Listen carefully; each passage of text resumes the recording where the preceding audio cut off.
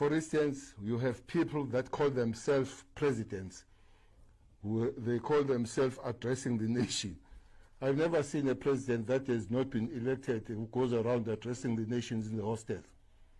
And that person will have to really explain himself or herself as he moves around agitating people.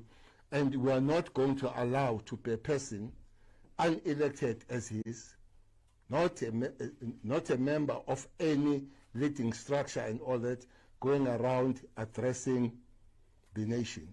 And addressing the nation insults the leadership of the nation that is elected, calling the people on violence, to commit violence.